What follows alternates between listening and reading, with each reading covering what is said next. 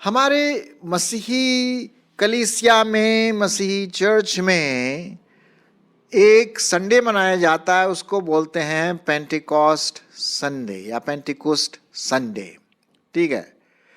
और आज मैं इसी से संबंधित, हालांकि मैं पेंटिकोस्ट के बारे में तो नहीं बोलूंगा, लेकिन उसका जो प्रभाव हुआ पेंटिकोस्ट के दिन के बाद, उसके बारे में मैं आपके सामने बताऊं। क्योंकि आजकल हमारे चर्चेज में, हमारी कलीसिया में, दुख के साथ कहना पड़ता है, ये सब चीज़ें बहुत कम हैं, कमियां हैं। जो चीज़ मैं आपके सामने भी बताना मांगता हूं वचन के आधार पर, वो हमारे चर्चेज में बहुत कम दिखाई देता है, कभी कभी ना के बराबर। कभी कभी तो कुछ चर्चेज में, कुछ कलीसिया में तो बहुत अच्छी बातें हो रही हैं, जैसे कि प्रेरितों के काम में लिखा हुआ है, लेकिन कहीं कहीं पर कुछ चीज़ों का अभाव भी देखते हैं। तो आज मैं इसी से संबंधित आपके सामने रखना मांगता हूं कि शिष्यता का मतलब क्या है। प्रभु यीशु मसीह के पास जो आता है, शिष्य बनता है, तो उसकी पहचान कैसी होनी चाहिए, एक विश्वासी की पहचान कैसी होनी चाहिए, कैसे हम पहचान सकेंगे कि भाई ये प्रभु यीशु मसीह के चेले हैं, ये प्रभु यीशु मसीह के पीछे चलते हैं, प्रभु यीशु मसीह इनका गुरु है। तो इसी बात को ध्यान में रखते हुए आज मैं बताऊंगा, जैसे कि आप इस पिक्चर में भी देख रहे हैं कि कबूतर और उतर रहा है, जो पवित्र आत्मा का एक प्रकार का चिन्ह है, और उसके साथ साथ वो आग सी जो जीभ दिखाई दे रही है आग से, वो उन सबों में बैठ गई, और सब जो लोग हैं परमेश्वर की आराधना स्तुति करने लगे। और फिर पतरस ने खड़े होकर के सबको समझाया, बताया, भाई ये क्या हो रहा है, ये पवित्र आत्मा का भरपूरी, पवित्र आत्मा का भरा जाना हमारे जीवनों में, हमारे व्यक्तित्व में, हमारे चर्च में, हमारी कलीसिया में, और उसकी वजह से और क्या चिन्ह कि हम पवित्र आत्मा से भरे हैं हमारे जीवनों में दिखाई देता है। तो ये जब पवित्र आत्मा हमारे जीवनों में आता है ना, तो एक बिल्कुल परिवर्तन आता है, कोई शंका नहीं, कोई डाउट नहीं, पक्का है कि परिवर्तन आएगा, जैसा कि हम अभी देखेंगे थोड़े में। लेकिन आप इस चित्र को ध्यान से देखें, पवित्र आत्मा उतर रहा है और वो सब पवित्र आत्मा से भर गए। मैं आपके लिए पढ़ देता हूँ प्रेरितों के काम, उसका 2 अध्याय और 1 पद। जब पेंतीकुस्त का दिन आया तो वे सब एक जगह इकट्ठे थे, और अचानक आकाश से बड़ी आंधी के समान सनसनाहट का शब्द हुआ, और उससे सारा घर जहां वे बैठे थे गूंज गया, और उन्हें आग के समान जीभें फटती हुई दिखाई दी, और उनमें से हर एक पर आ ठहरी, और वे सब पवित्र आत्मा से भर गए, और जिस प्रकार आत्मा ने उन्हें बोलने की सामर्थ्य दी, वे अन्य अन्य भाषा बोलने लगे। तो ये हम देखते हैं यहाँ पर, जैसे कि आप इस चित्र में भी देख रहे हैं कि पवित्र आत्मा के आने पर वे सब सामर्थ हो गए, पवित्र आत्मा से सामर्थ से भर गए। ठीक है। और फिर पतरस ने वचन सुनाया और कई लोग प्रभु के पास आए। अच्छा, अब जो हमारा जो शिष्यता का पहचान है, जैसा कि हमारा शीर्षक है यहाँ पर, हम देखते हैं कि क्या हुआ, इसका क्या प्रभाव हुआ। जब पवित्र आत्मा उनके जीवनों में आया तो पहला तो वचन सुनाया गया, लोगों ने विश्वास किया।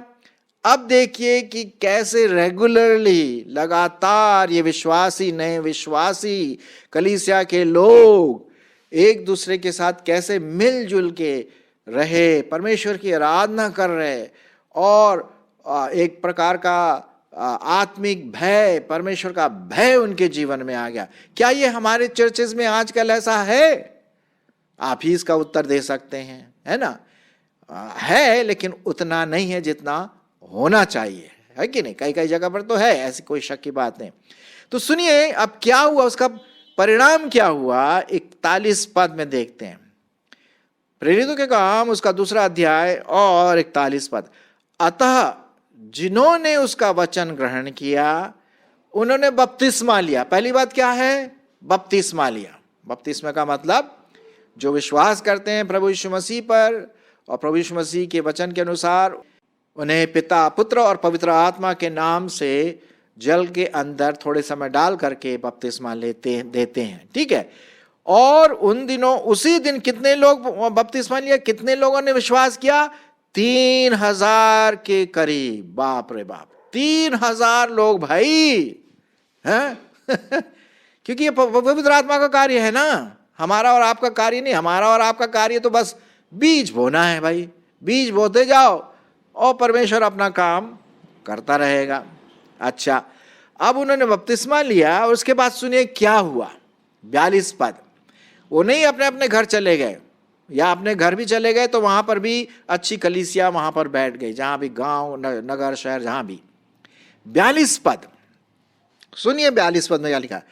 और वे का मतलब विश्वासी लोग, और वे प्रेरितों से शिक्षा पाने, पहली बात टीचिंग, शिक्षा पाना, क्योंकि बाइबल से शिक्षा पाना बहुत जरूरी है। अगर हम बाइबल से शिक्षा नहीं पाएंगे तो हम गलत शिक्षाओं में पड़ जाएंगे। और आजकल तो YouTube में तो बिल्कुल ढेर मार पड़ा हुआ है भैया, और बहुत सारे चर्चेज और कलीसिया वाले अपना अपना प्रचार कर, कुछ तो बहुत अच्छे हैं लेकिन कुछ गलत शिक्षा भी देते हैं। हमें ध्यान रखना है कि बाइबल की शिक्षा क्या है, ये बहुत जरूरी है। और लिखा हुआ है वह प्रेरितों से शिक्षा पाने, पहली बात। दूसरी बात, संगति रखने में, फेलोशिप, एक दूसरे के साथ उन्होंने मिलना जुलना नहीं छोड़ा, ये बहुत जरूरी है। इब्रानियों 10:25 में लिखा हुआ है कि जैसे जैसे यीशु मसीह के दिन को आते देखो, पास आते हुए देखो, वैसे वैसे और भी एक दूसरे के साथ जुड़ जाओ। हाँ, क्योंकि एक दूसरे के साथ मिलने से भाईचारे का प्रेम बढ़ता है, एक दूसरे के लिए हम प्रार्थना कर सकते हैं, आनंद आता है, इनकरेजमेंट मिलता है, प्रोत्साहन मिलता है। अगर किसी व्यक्ति की कुछ कमी है वो पूरी हो जाती है। तो संगति बहुत इंपॉर्टेंट है ना। तो पहली शताब्दी के जो विश्वासी थे, जो शिष्य थे, हैं, वो क्या थे? शिक्षा पाने में, संगति रखने में। आप भी संगति रखिए, ये नहीं कि जैसे संडे आता है तो एक्सक्यूजेस मारते हैं, भैया ये हो रहा है यार, आज बहुत बिजी हो गया यार, आज ही के दिन तो मुझे खाली मिला। ये नहीं, हमें करना है, क्योंकि जैसे जैसे प्रभु का दिन आ रहा हमें और भी इकट्ठे होना। तो संगति रखने, चर्च जरूर अटेंड करें। तीसरी बात, रोटी तोड़ने में, रोटी तोड़ने का यहाँ शायद संभवतः प्रभु भोज के बारे में। प्रभु भोज हम उससे कहते हैं जब हम इकट्ठे होते हैं और प्रभु यीशु मसीह की मृत्यु की यादगारी में हम रोटी तोड़ते हैं, जो उसका देह है, उसका शरीर है, और फिर हम दाखरस लेते हैं या जूस लेते हैं। इस बात का प्रतीक है कि यीशु मसीह का लहू हमारे पापों के लिए बहाया गया, ताकि हमारे पाप क्या हो जाए? माफ किए जाए, साफ किए जाए, शुद्ध किए जाए, है ना। तो ये है प्रभु भोज। तो आप प्रभु भोज भी लीजिए, लेकिन प्रभु भोज लेने से पहले अपने आप को चेक करिए, कहीं जीवन में कुछ उल्टी सीधी बात तो नहीं है, किसी के साथ मन मुटाव तो नहीं है। ये सब बातें ध्यान में रखना है। तो पहली बात क्या देखा? शिक्षा पाने, बाइबल की शिक्षा पाने, और दूसरी उल्टी सीधी शिक्षा नहीं। दूसरी बात संगति रखने में, तीसरी बात प्रभु भोज में, रोटी तोड़ने में, चौथी बात प्रार्थना करने में। हाँ, प्रार्थना, ये भी बहुत जरूरी है। जब हम इकट्ठे होते हैं तो हम प्रार्थना करते हैं। प्रार्थना करने का मतलब नहीं मुझे आशीष दे, उसको आशीष दे, और मुझे पढ़ाई में मुझे पास करवा दे, और ये वो। प्रार्थना का मतलब है परमेश्वर के साथ मिलाप, उससे बातचीत, अपने आप को मानसिक रूप से, शारीरिक रूप से, आत्मिक रूप से तैयार करें। और जैसे कि गिटार का ट्यूनिंग होता है ना तारों के बीच में, वैसे ही हमारा ट्यूनिंग भी परमेश्वर के साथ हो सके। ये प्रार्थना है, दिल से दिल की बात प्रार्थना। जब हम प्रार्थना करते हैं तो हम यहाँ पर देखते हैं कि उन लोगों ने टीचिंग में बहुत ध्यान दिया। सही शिक्षा बहुत जरूरी है। मैं भी आपको शिक्षा देता हूँ, आप चेक करिए बाइबल से। ये नहीं सोचिए कि अरे भाई ये बोल रहे हैं, भाई साहब बोल रहे हैं कटारे कम्युनिकेट्स में तो सही होगा। हाँ, सही तो मैं बोलूंगा, लेकिन आप चेक करिए अपने आप को बाइबल से कि ये भाई ठीक बोल रहा है, तब आप विश्वास करो। मैं विश्वास करता हूँ कि मैं जो है वचन के आधार पर ही बोलता हूँ। फिर संगति भी रखना है। तीसरी बात, प्रभु भोज में शामिल रहना है, उसकी यादगारी में हमें प्रभु भोज लेना है बड़े सतर्कता से। चौथी बात, प्रार्थना में लौलीन। लौलीन का मतलब है लगातार, लौलीन, वो प्रार्थना जो बुझने की नहीं है। चाहे आप सड़क में चल रहे हो, गाड़ी चला रहे हो, खाना पका रहे हो, स्टडी कर रहे हो, आराधना कर रहे हो, ये अब ये नहीं बोल रहा कि आप अपनी आंखों को बंद करिए, जरूरी नहीं कि आप अपनी आंखों को बंद करें। अच्छा है अगर आप बैठे हैं मीटिंग में तो आंखें बंद करें, लेकिन आप चला रहे हैं गाड़ी तो आंख तो बंद नहीं करना भाई, नहीं तो एक्सीडेंट हो जाएगा है? आप अपने मन में खुली आंख से, क्योंकि प्रभु हमारे दिल को जांचता है ना। तो प्रार्थना में क्या रहें? लौलीन रहें। और फिर उसके बाद क्या हुआ? इसका जो प्रभाव हुआ वो ये हुआ कि सब लोगों पर भय छा गया। अब यहां भय का मतलब वो वाला भय नहीं, अरे बाप रे ये कौन आ गया, ऐसा वाला भय नहीं, डरने वाला भय नहीं, वो वाला भय जो आदर से ओतप्रोत रहता, आदर से भरा भय। अब उदाहरण के रूप में यदि मेरे घर में हमारे जो प्रधानमंत्री जी या मुख्यमंत्री जी आ जाएंगे तो भाई सब लोग थोड़ा शांत रहेंगे, है ना। तो एक पॉलिटिकल लीडर का एक भय रहता है, अरे भाई धीरे बोलो यार, वो वाला भय, आदर वाला भय, है ना। तो सब लोगों पर ये भय छा गया, आदर वाला भय छा गया। ये इसका रिजल्ट है।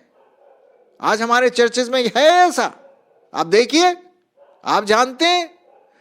और फिर क्या हुआ? भय छा गया और बहुत से अद्भुत काम और चिन्ह प्रेरितों के द्वारा प्रकट होते रहे। देखिए, जब परमेश्वर का कार्य होता है ना तो अद्भुत काम तो होने ही होने हैं, चमत्कार वाले काम तो होने ही होने हैं, क्योंकि परमेश्वर की उपस्थिति है ना पवित्र आत्मा के द्वारा। जैसे कि आप इस चित्र में भी देख रहे हैं, तो शिष्यता की यही पहचान है, असली शिष्यता की तो यही पहचान है, कि हम उसमें ये बातों में ध्यान दें, है ना, कि एक आदर वाला भय, अद्भुत काम करने वाला चिन्ह प्रेरितों के द्वारा प्रकट हुआ। और फिर क्या था? 44 पद भी सुनिए बड़े ध्यान से, क्या है? और 44 पद में, 44 और आपका 45 पद लिखा हुआ है, और वे सब विश्वास करने वाले इकट्ठे रहते थे। ठीक है, वो हमने पढ़ लिया भाई, संगति करते थे। और उनकी सब वस्तुएं साझे की भी थी। वस्तुएं कैसी थी? साझे की थी साहब, हाँ, ओके, साझे की वस्तुएं थी। कहने का मतलब ये है कि वही नहीं बोलता यार मैं ये मेरा है, इसको मत छूना, अभी अभी नया स्कूटर खरीद के लाया हूं, हाँ गंदा हो जाएगा। अरे भैया ठीक है, अच्छी बात है उसको साफ रखना, लेकिन वो दूसरों के लिए भी, हमारा घर दूसरों के लिए इस्तेमाल हो, हमारी चीजें दूसरों के लिए इस्तेमाल हो। अगर किसी चीज को, किसी चीज की कमी है तो हमें उसको पूरा करना है। हाँ, ये तो यही है पहली शताब्दी का जो चर्च डिसाइपलशिप, ये यहां पर हम देखते हैं। इस बात का हमें ध्यान देना है मेरे प्रियो।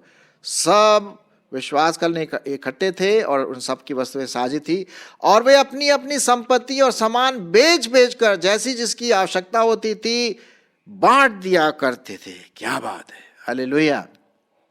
जिसको अब कभी कभी कोई व्यक्ति अमीर है तो कोई गरीब है, तो अमीर जो डिसाइपल्स थे, शिष्य थे, उन्होंने बोला नहीं भाई, हमारे गरीब भाई बहन हैं, हम उनकी सहायता करेंगे, क्योंकि परमेश्वर ने हमारी सहायता की, हमें नया जीवन दिया यार, हमें नरक से निकाल के स्वर्ग में डाल दिया।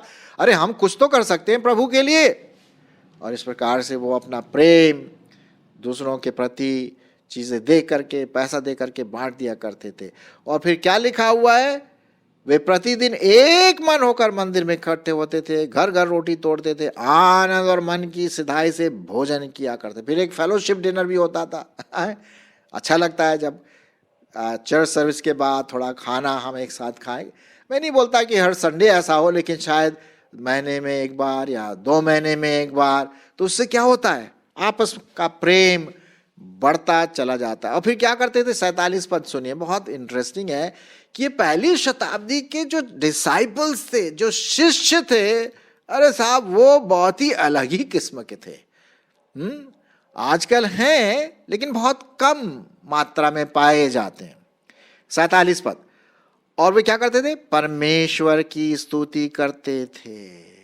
उनका दिल, दिमाग, व्यक्तित्व प्रभु की स्तुति, आराधना, इन सब बातों में लवलीन हुआ करते थे। जी हाँ, यह है साहब पहली शताब्दी का चर्च, पहली शताब्दी के डिसाइपल्स, पहली शताब्दी के शिष्य, जो अपनी परवाह ना करते हुए दूसरों की परवाह करते थे, प्रभु की संगति में रहते थे। एक दूसरे के मन में किसी के प्रति बैर भाव की भावना तो थी ही नहीं। क्यों नहीं थी भाई? पवित्र आत्मा जो उनको इकट्ठा करने वाला था, पवित्र आत्मा की सामर्थ्य उनके जीवन में थी, पवित्र आत्मा की महिमा उनके जीवन में थी, प्रभु यीशु मसीह का जो दर्शन उनके जीवन में था, सुसमाचार का दर्शन था, तो बिल्कुल सही होगा, है ना? तो वे सब क्या करते थे? परमेश्वर की स्तुति करते थे और सब लोग उससे प्रसन्न थे। और जो जो उद्धार पाते थे उनको प्रभु प्रतिदिन उनमें मिला देता था। क्या बात है, क्या बात है। अब इन लोग क्या करते थे? सुसमाचार भी सुनाते थे। कोई अपने रिलेटिव को सुना रहा है, अपने संबंधी को सुना रहा, तो कोई अपने फ्रेंड को सुना रहा, भैया सुनो तुमने क्या है, अरे साहब प्रभु यीशु मसीह ने हमारे जीवन में बड़ा कार्य किया है, हाँ तुम भी आ जाओ, हाँ और दूसरों को सुनाओ सुसमाचार, हाँ कि यीशु मसीह हमारे पापों के लिए मारा गया, गाड़ा गया, तीसरे दिन मुर्दों में से जी उठा, एक दिन आने वाला है, क्या आप तैयार हैं? क्या आपके पाप क्षमा हुए हैं? तो ये जो वचन जो था वो दूसरों को सुनाते रहे। और जब लोग प्रभु के पास आए तो बढ़ने लगे लोग, और जब बढ़ने लगे तो प्रभु रोज उनको क्या करता था? अपनी कलीसिया में मिला देता था और चर्च बढ़ता गया, बढ़ता गया, बढ़ता गया। शायद उनको और दूसरे रूम्स बनाने पड़े, या शायद खुले में पेड़ के नीचे वो मिलते थे, पता नहीं मुझको, लेकिन हो सकता है चर्च बिल्डिंग भी बनाया हो, हमें नहीं पता। तो मेरे प्रियो, हमने आज क्या किया? हमने एक दर्शन देखा प्रेरितों के काम उसके दूसरे अध्याय में, कि कैसे पवित्र आत्मा आया, अपना सामर्थ्य दिखाया, उन शिष्यों पर भर गए चारों तरफ, और उसका प्रभाव एक चमत्कारी प्रभाव, बहुत ही जबरदस्त यहाँ पर हम देखते हैं। और लिखा हुआ है कि उन्होंने परमेश्वर का वचन सुनाया। और फिर से मैं आपके लिए पढ़ देता हूँ 42 से अंत तक कि क्या हुआ। अभी तक जो मैंने आपको बताया उसको अब मैं पढ़ देता हूँ वचन में। और वे प्रेरितों से शिक्षा पाने और संगति रखने में और रोटी तोड़ने में और प्रार्थना करने में लवलीन रहे, और सब लोगों पर भय छा गया, और बहुत से अद्भुत काम और चिन्ह प्रेरितों के द्वारा प्रकट होते थे। और वे सब विश्वास करने वाले इकट्ठे रहते थे, और उनकी सब वस्तुएं कैसी थी? साझे की थी। और वे अपनी अपनी संपत्ति और सामान बेच बेच कर जैसी जिसकी आवश्यकता होती थी बांट दिया करते थे। और वे प्रतिदिन एक मन होकर मंदिर में इकट्ठे होते थे, और घर घर रोटी तोड़ते हुए आनंद और मन की सिधाई से भोजन किया करते थे, और परमेश्वर की स्तुति करते थे, और सब लोग उनसे प्रसन्न थे। और जो उद्धार पाते थे उनको प्रभु प्रतिदिन उनमें मिला देता था। आमीन।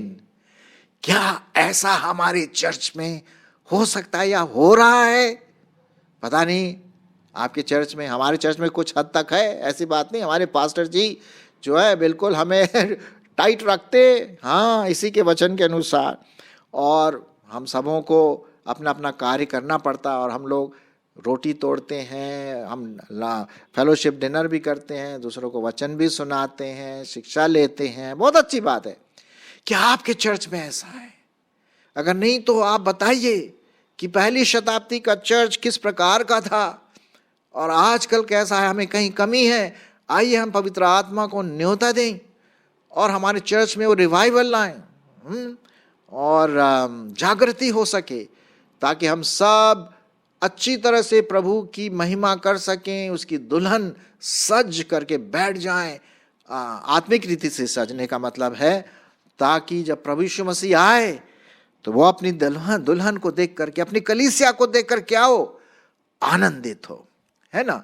और वही परमेश्वर आपसे और मुझसे चाहता है। ठीक है, तो आप जरूर सोचेंगे ना इसके बारे में, करेंगे ना, बातचीत करेंगे अपने लोगों से, चर्च से या और भी दूसरे विश्वासियों से, जरूर इसके बारे में बात करिए।